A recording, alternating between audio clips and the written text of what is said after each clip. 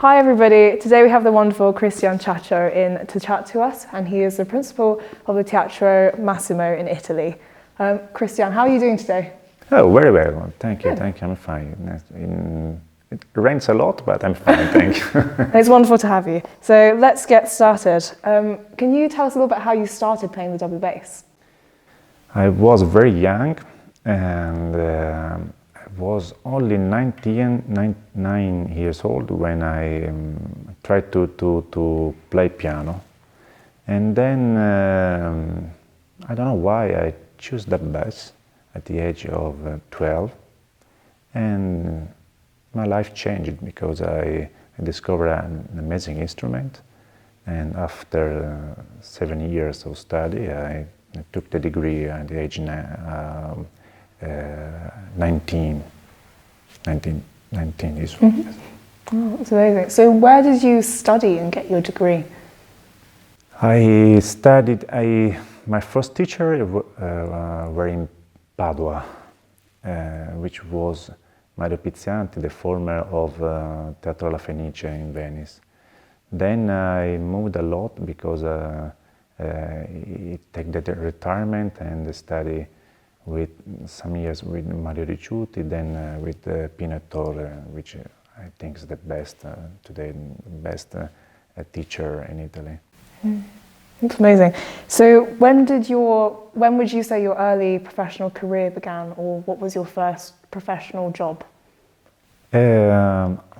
Immediately after my degree, I was lucky to have a contract with the Orchestra di Padova del Veneto, which is a very good chamber orchestra in Padova. It's a city near Venice, and this orchestra is unbelievable good. Yes, it's very good chamber orchestra. Only 2 double bass, and a lot of beautiful music. And my first contract were to play Stravinsky Pulcinella. And so I made, and everything goes well. Mm-hmm. And then you got your principal job at the age of 25? Yes, almost 25, yes. I win the competition at Teatro Massimo, and from Venice I moved to the south of Italy, in Palermo. It's an amazing city. And here you've got a view of the sea and everything, living the dream. Yes, there is the sea, beautiful food, beautiful people, and an amazing theater. It's one of the largest in Europe. We got that big orchestra, almost 110, 8 double basses. So very good theater, and we make very good music. Maybe it's not so famous like the Teatro La Scala or Naples or Florence, but it's a very good theater, especially for opera, which I love. Yeah. So how much time do you have for teaching, or how do you balance your orchestral job and teaching? My orchestral job is very full because we played a lot, and we play almost double production. That means if one principal doesn't work in the big hall, the other principal has to make another opera in the small hall. So we work really a lot.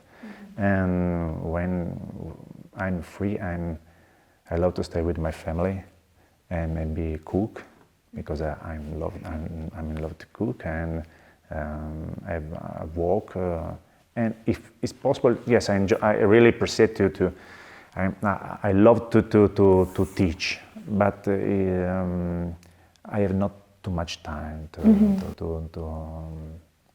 teaching. And how many students do you have then? Oh, 2, 3, 4, depends. Okay. I have not regular lesson. Okay, if there is a student who needs some tips before a competition, or call me and make lesson. But I not make lesson for like conservatory. So how much time do you have to do solo work, or what is your solo career like? My solo career, where before I was principal, because it's really strange, but orchestral works take all the time. It's very you have to make decision to work, study as solo work, or orchestra, family, teaching. The day is 24 here, say 24 hours, and you have to choose what is the best for yourself. And so when I get the position, I try to relax when I not to play for the orchestra. So there's not really much time at all for solo projects. No. I prefer to relax making something else because it relaxes my mind. Yes, and spend your time cooking, as you say. Yes, absolutely. So could you tell us a little bit about your instruments or bows that you play with? Yes, I have a beautiful instrument which was made by Biagio Marsigliese, which is amazing. It's a modern instrument made in Rome in 1952, and he won a competition in Rome.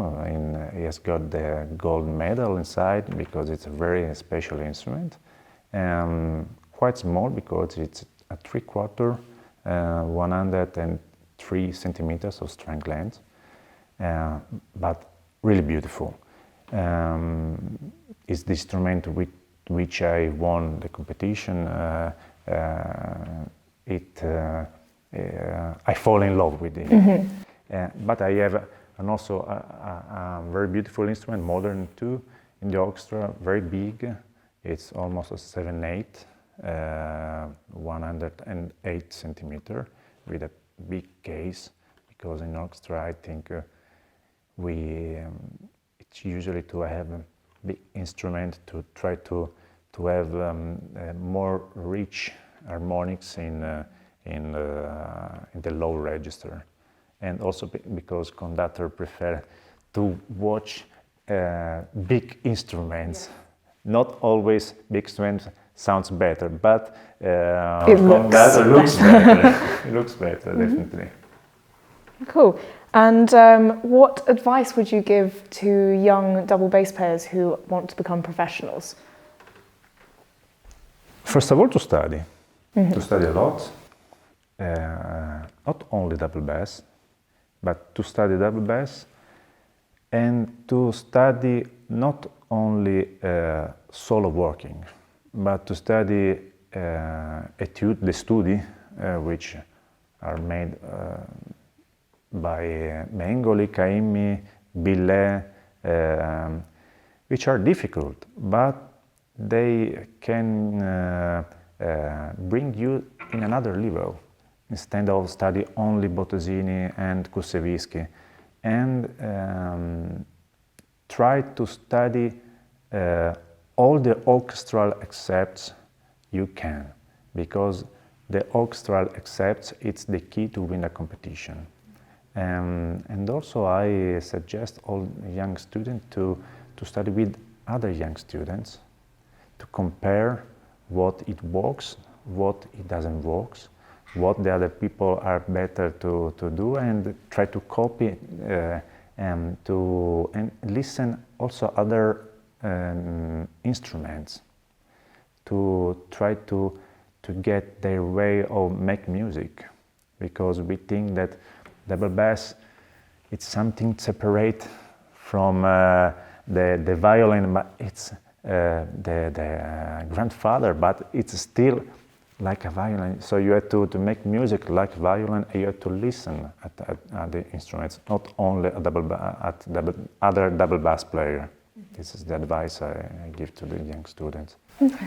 And finally, if you could turn back time and speak to your 18-year-old self, what would you say to him? To be more patient, and to study with a lot of teachers, international teachers, to confront it with other young people, because this is the key to try to make to become a better man and better double bassist. Not to think that you are young, you are very good player, and other player are not good. Mm-hmm. You are a good player, and there are other good player, and you have to make music. Yes, this is the what I want to tell at my young Christian. Mm-hmm. Yes. Right. Thank you very much. Thank you. You're welcome.